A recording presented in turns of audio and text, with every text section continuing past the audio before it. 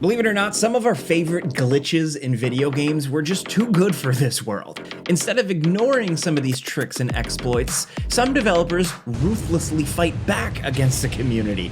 And while we don't blame the developers, some of these glitches were really fun. But unfortunately, here are 20 unintended mechanics through like glitches and stuff that players discovered and then developers killed or fixed. Starting off at number 20, one of the most memorable glitches from the Souls series, the Dragon Head glitch, allowed players to reuse items over and over again. Basically, it was a simple dupe mechanic, giving you the power to max out your levels by earning this infinite supply of souls very, very easily. To get this glitch actually working, intrepid adventurers needed to reach the deepest, darkest secret area of the game, Ash Lake. Now, getting through Blighttown and reaching the Great Hollow isn't exactly a fun ride, and if you're not careful, the basilisks can just like totally wreck you.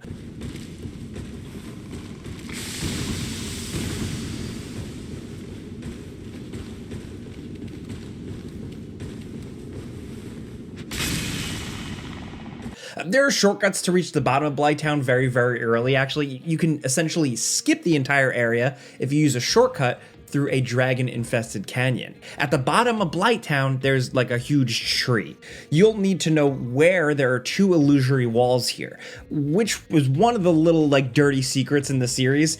Then after that, you trek down the interior of the giant tree that's full of these curse-giving enemies that are so annoying. And then at the very bottom, you'll find the Ash Lake and the Path of the Dragon Covenant. By joining this covenant, you'll get the Dragon Head Stone, which turns your head into a dragon and lets you shoot fire at the cost of some stamina. It's a fun little item that we all used in a way that wasn't intended. By quickly moving the camera and swapping equipment in the inventory, you're actually able to reuse items as many times as you wanted, totally breaking the game and making one of the toughest games ever. This is one glitch exploit mechanic that got fixed fairly quickly and still isn't available unless you still have access to an unpatched version of the game. If you don't, you're totally out of luck. And this is just first of many exploits you just can't do anymore, so let's keep going.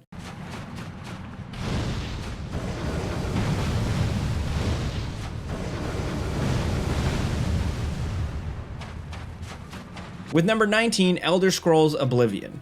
Goblin Wars are an urban legend, kind of like Bigfoot or UFOs. You know, we all wanted to believe Goblin Wars are real, and maybe they are, but nobody can get this weirdly involved feature of Oblivion to actually work anymore. We've talked about this one in the past.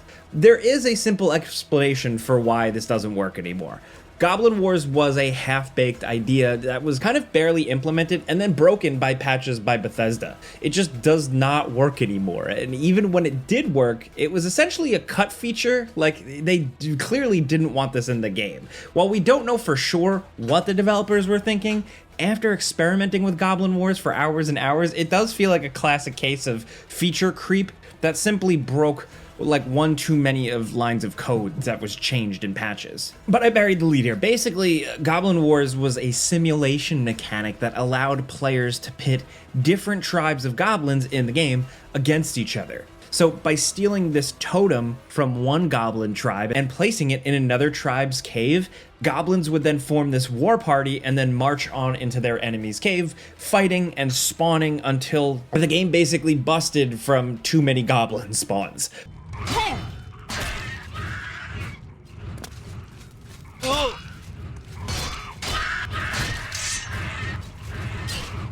Old computers weren't meant to handle entire armies of goblins spawning in one tiny little cave. Even when the feature did kind of work, it was incredibly finicky, and it isn't really clear if it was actually intended ever as a feature. Some tribes don't work with other tribes. You have to place a sacred totem staff in the same room as the enemy staff, but sometimes not. It's a mess of a mechanic that was never documented by the developers even. People had to figure this one out completely for themselves. Shout out to the community here. And now even the mods meant to restore these weird features are busted thanks to, you know, the never-ending onslaught of patches. Goblin Wars might be our white whale, but the next glitch on this list is like a video game Bigfoot.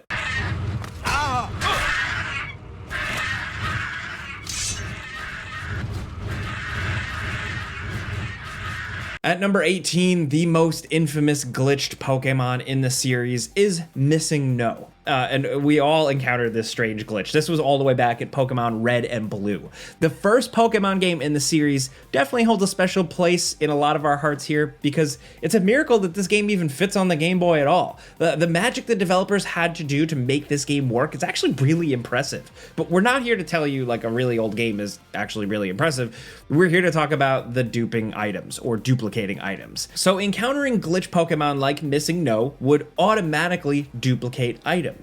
Whatever the 6th item in your inventory was, you'd then get 128 copies of it instantly. It was awesome. The best item to duplicate, of course, was rare candy because that stuff levels up your Pokemon instantly. So by running into Missing No here, this kind of like whatever is going on with it,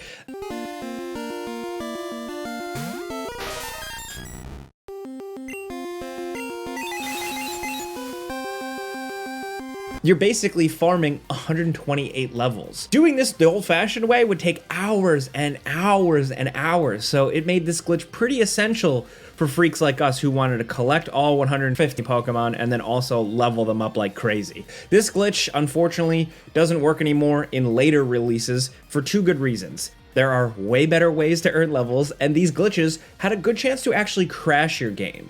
The worst crashes could permanently corrupt your save file. That's, the punishment, I guess, for digging a little too deep and too greedily.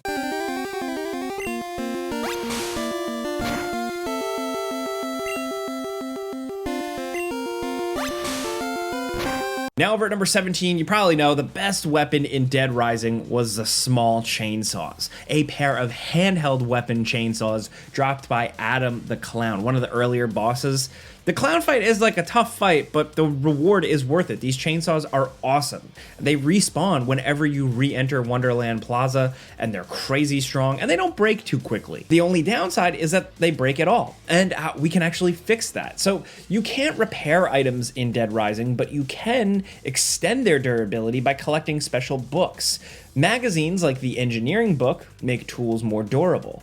Holding the entertainment book makes any entertainment items last longer. Even better, the effects of each book are multiplied. If you get all the books that apply to the small chainsaws, you'll multiply their durability 3 times over, boosting the durability to 2,160 attacks. That's a lot of dead zombies. It's just too bad the remake fixed this issue by making these small chainsaws only spawn once instead of an infinite number of times. Still, if you've got the item slots, this trick lets you use the small chainsaws for the entire game.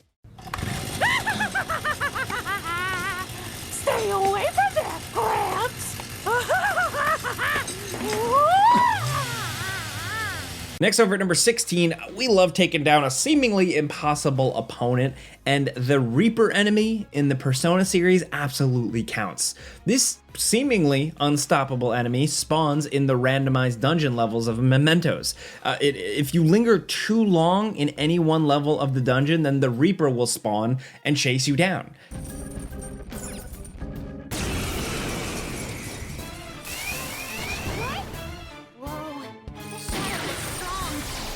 He's incredibly powerful and will pretty much wipe out your party really, really quickly. Early in the game, there's like no defense against this guy unless you start to get a little creative. So during certain days in Persona 5, the weather will affect enemies in Mementos.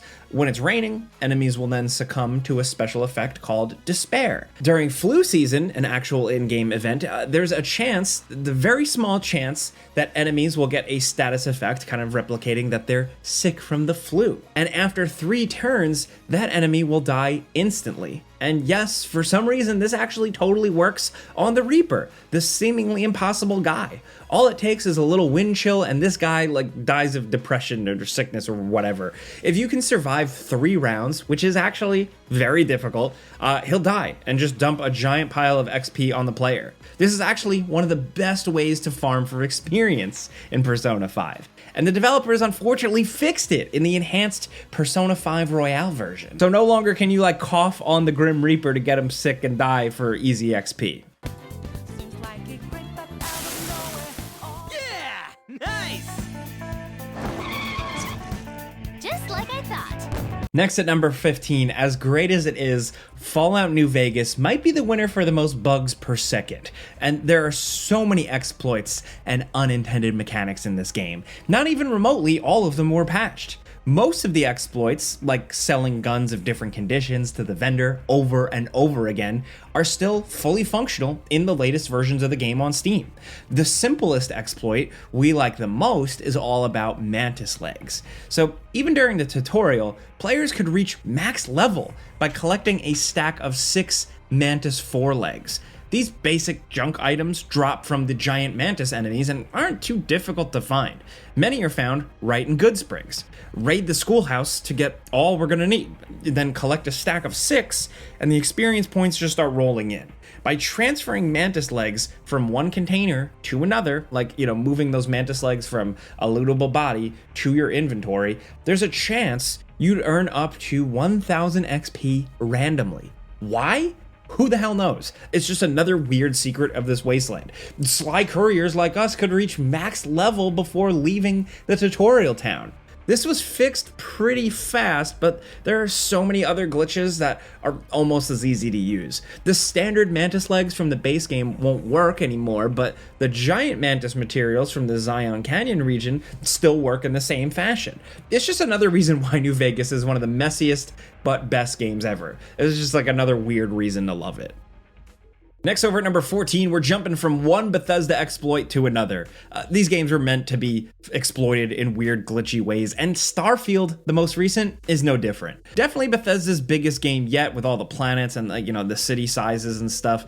Starfield might have been too much for any single developer to tighten up before release. There's so much in here. It's inevitable that they miss something big, like boxes of items buried just beneath the game world. So here's how this trick works. All vendors have a physical container that has all their money and items that exist in the game world. Normally, these containers aren't accessible by the player because they're placed outside the bounds of the explorable settlements and cities. They're literally underground, buried beneath the vendors. But players quickly discovered that some of these boxes are actually reachable. By looking at the ground and crouching down, we were able to get just close enough, like right there, to a vendor inventory to then just rob them blind. Of course, you were never actually meant to find these boxes, so they're not marked with a theft tag. You could just do it. You're free to steal everything you want, sell everything you want, and wait until the stock respawns with literally no punishments. It is one of the first fixes Bethesda implemented pretty quickly. It's a harmless little glitch that only weirdos like us would have ever noticed. In the time since the initial release, a lot more problems have been patched out of Starfield, but we'd love to get that glitch back. It was kind of funny. You can still steal if you're playing on PC though, and you use console commands to fly under the planet. Have fun. Next at number 13, one of the most fun glitches in Elden Ring has nothing to do with leveling up or earning money or anything like that. Instead, we were able to turn our trusty steed Torrent into a flying machine to skip like every part of the game. By following a specific series of actions, a lot of loading, reloading, and nudging your mount off ledges, Torrent was actually able to permanently fly. By glitching and respawning Torrent through one of those dreaded death planes, which are basically areas of the map where you'll die no matter what, Torrent then becomes totally unable to fall. It can't drop any lower than its current height, so you'll only fly higher after each jump. This trick lets you skip straight past the first major boss and his big castle, which is actually pretty cool and all, but the real prize is skipping straight through the capital, ignoring the fire giant, and then just reaching the end game. Getting around it is a lot easier too, even if performing this trick is extremely finicky and pain in the ass and probably not worth it unless you're looking to just kind of not play the game the real way or skip a big boss. It's great for speedrunners, but not so great for the rest of us. That isn't true at all though for this next glitch on our list. At number 12, here's another exploit that's all about flying.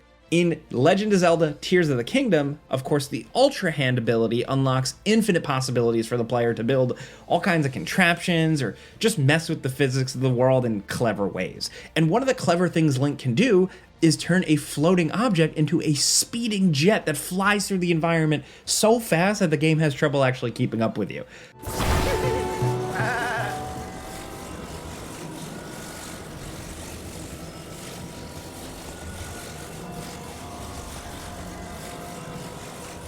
To perform this, go to Riverside Stable and talk to a pair of NPCs. They'll be there as like part of this quest, but talking to them causes their models to move to a new location. By placing a floating block near these NPCs, then going through the cutscene, the Zonai block will reappear with new properties. And those new properties are, you guessed it, just like insanely fast flight speed. Link can now hop on the object, grab it with Ultra Hand, and then go flying across the sky, like the map. It takes seconds to reach the clouds, and before long, you'll actually nudge into the skybox barrier. This is just an insanely fun trick that is totally harmless, even if the game struggles to deal with you. You can watch in real time as the Nintendo Switch tries to catch up and like load new areas, and it just hitches constantly while you're flying. This really serves no practical purpose, and it's so difficult to control that you can't get far, but we love this weird little glitch anyway. Too bad it only works once. You'll need to reload your save. And also, it's been patched. There's a reason to hang on to those physical copies. That's the only way to play this unpatched now. Next at number 11, jumping back to Final Fantasy VI. This is one of the best exploits in any old game. The Vanish and Doom 2-hit combo was a game breaker that ended every fight instantly. Why fight Ultima Weapon when you can just insta-kill it with these two simple spells?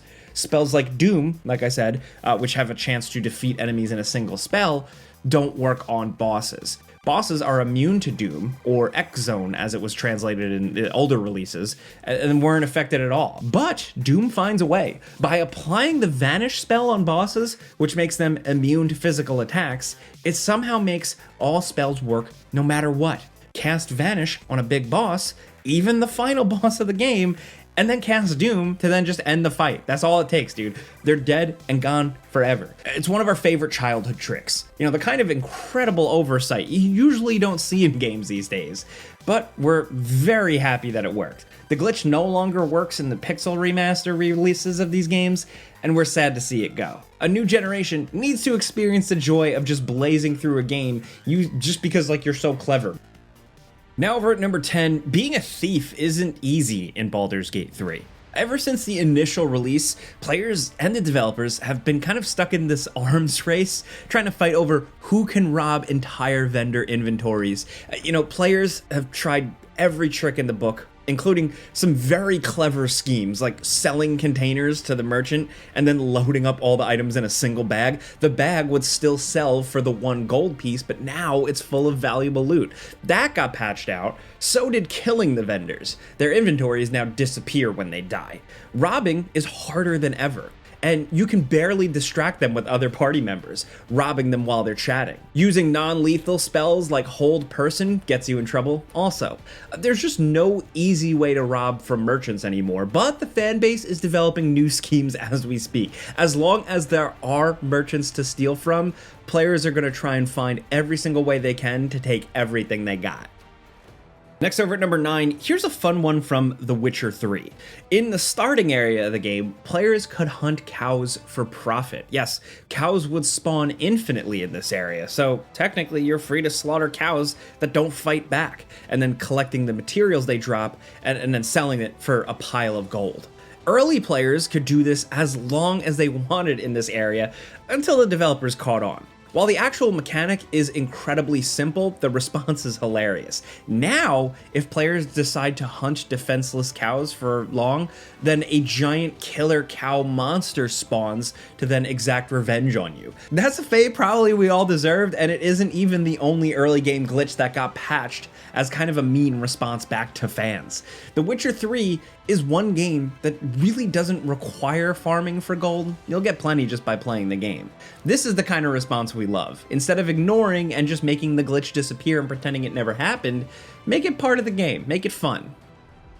Next over at number 8, from Spider-Man 2, one of the wildest glitches. For a brief time, players could break free from the boundaries of limited character swapping and just fully rampage through the streets of New York City. In the main story, you technically only get to play as Venom for a pretty short time, and he's pretty awesome. He's super powered. You smash through this whole tower full of armed guards while going after Kraven. It's a really awesome sequence that just kind of made us want to play as Venom even more. And thanks to a weird bug, some players were able to escape the mission and then play as Venom in free roam.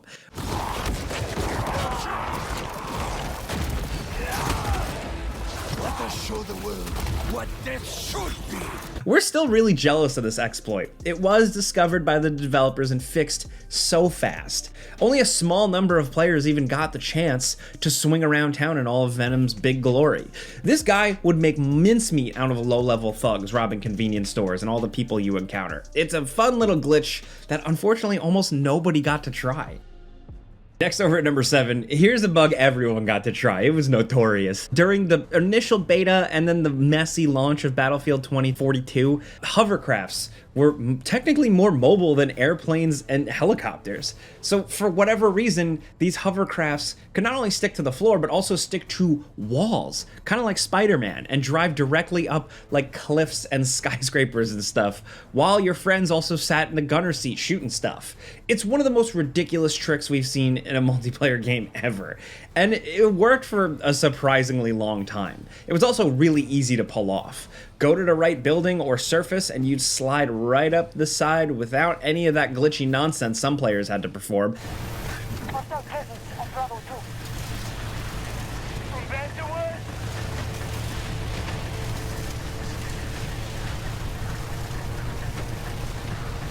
It's just as simple as it sounds. It would just work sometimes. Just drive up the nearest tall building and enjoy the roller coaster ride. Unfortunately, this was patched out along with players spamming rooftops with vehicle drops to hold control points. Like I said, Battlefield 2042 launched as a complete mess, but at least the hovercraft stuff was kind of fun. Now, next over at number 6, the most lucrative job in Cyberpunk 2077 used to be just a trash collector. To make lots of cash, you used to be able to grab every can of soda you could. It wasn't even just the trash. You'd make money by buying soda straight from the vending machine.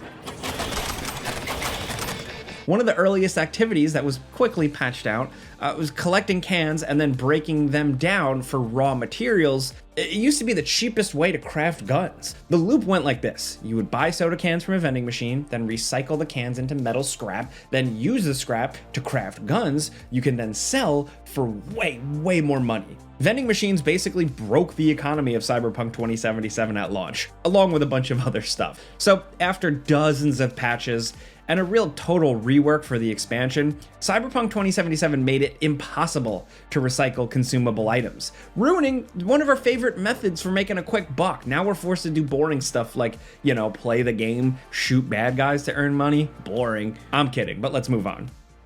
Next, over at number 5, Lies of P, an admirable attempt, a really cool spin-off of the Souls formula, even if the premise sounds like a joke. In this grim and dark retelling of Pinocchio, you play as this cool puppet that equips different prosthetic arms, and one clearly stood out once we realized just how broken it technically was. The Aegis prosthetic is an arm-mounted shield that sends damage back at the enemy when you guard. It also has an additional function that players discovered really quickly.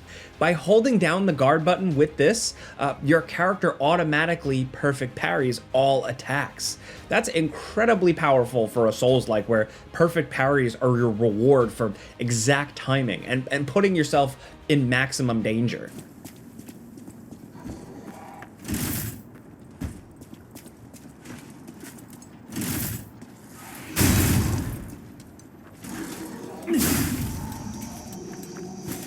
There's a trade-off with perfect parries. You get a big reward for hitting those brief frame windows, but you get hit hard if you miss.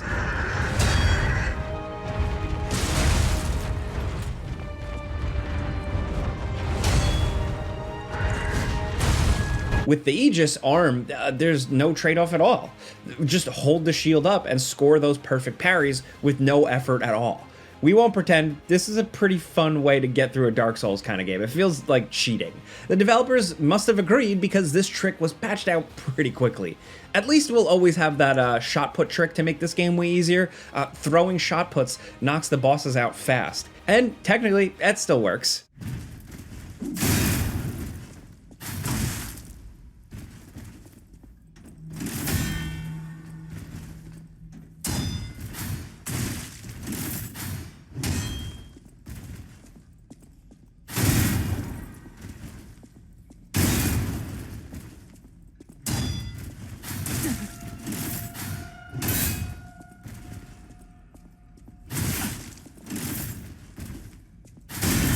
Next over at number 4, here's a trick that worked, and then it didn't, and then it maybe sort of worked again. In Grand Theft Auto 3, there are some very weird physics at play that make the cobbled together glitchy objects like the Dodo airplane sort of fly.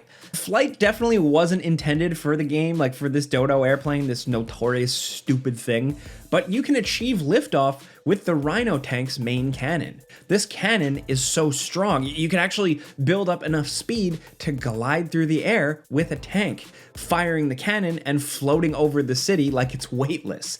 It's one of those goofy glitches we absolutely love. You know, just seeing a tank flying while firing off its cannon is the kind of cartoon video game nonsense that we honestly live for.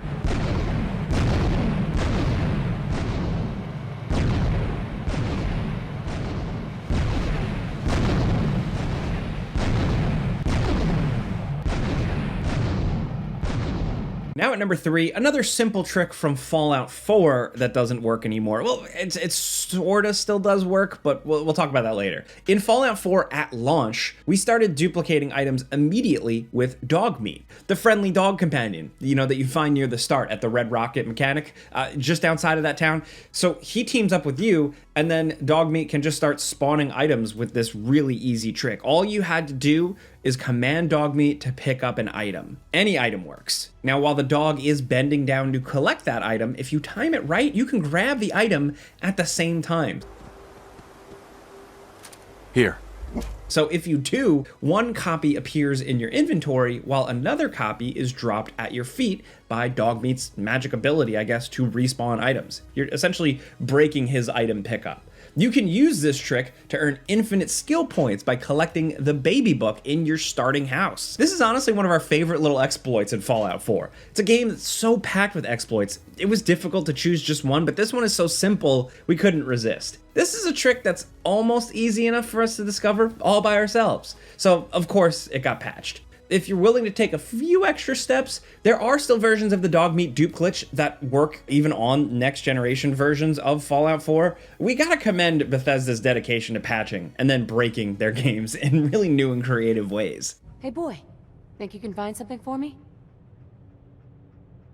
See if there's any good stuff nearby, boy.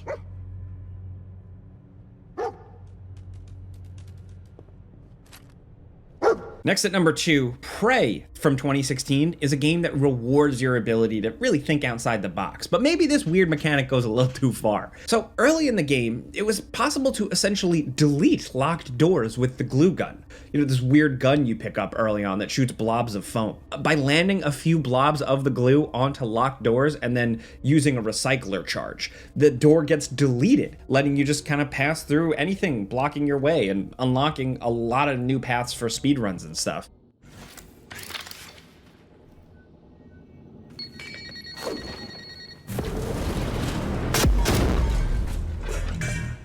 This glitch is too fun. Like, it feels very empowering. You could just conquer this game. So, of course, it wasn't gonna last very long. It gives players so much freedom to completely break the game in a way that the developers definitely did not intend.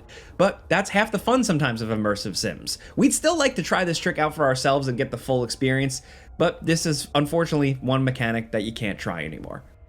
Now down at number 1, using the energy sword to fly is one of our favorite tricks of all time, and you can still use it with an unpatched version of the original Halo 2 on Xbox.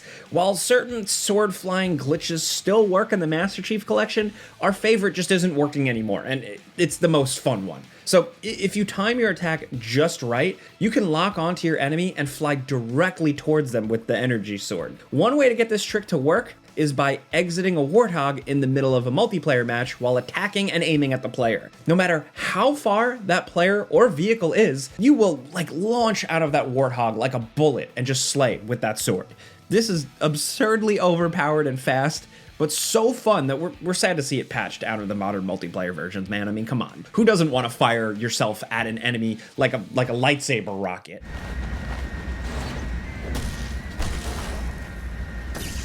It's an incredibly fun little exploit that gave us way too much joy as younger players. But hey, those are 20 exploits and game-breaking bugs that you're technically not allowed to do anymore. While some of them are available by playing unpatched versions of the game, others are just lost forever. I mean, remember the loot cave from Destiny 2? that's completely lost to time. So there are plenty of other examples out there. Let us know which tricks of the past were your favorites. We can definitely continue to make this a series, so let us know what you're thinking. Anything at all. If you like this video, clicking the like button helps us out. We appreciate that, but we put out videos every single day. So thanks for watching, and we'll see you guys next time.